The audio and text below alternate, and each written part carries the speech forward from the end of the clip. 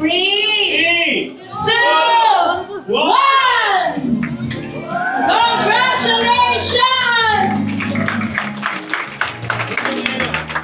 Matagumpay na isinagawa ngayong araw, September 28, 2025, ang inauguration ng Prime Hospital and Medical Center na matatagpuan sa Barangay Pinagbuhatan.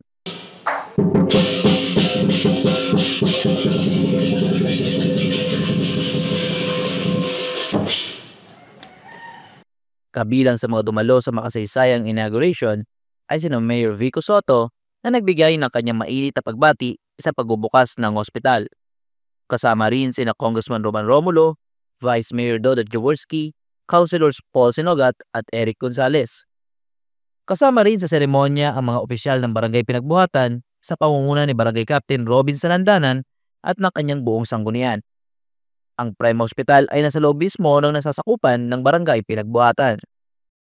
Bilang bahagi ng programa, isinagawa rin ng isang MOA signing sa pagitan ng kinatawan ng Prime Hospital at LGU bilang simbolo ng kanilang pagtutulungan para sa mas epektibong serbisyong medikal para sa komunidad.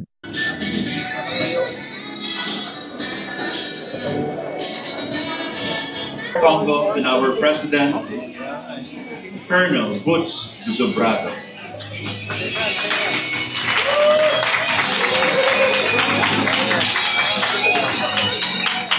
Ang pagbubukas ng Prime Hospital and Medical Center ay inaasahang magdadala ng mas malapit at tigalidad na serbisyo pangkalusugan sa mga residente ng Pinagbuhatan at kalatig lugar.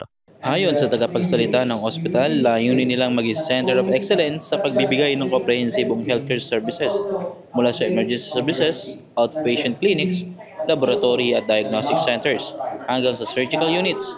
Lahat ay nasa iisang lugar upang mas mapadali ang pagkakasikaso sa mga pasyente. Ako si Monching para sa latest ng iNews Pasig. Balita Buhay Pasigueño.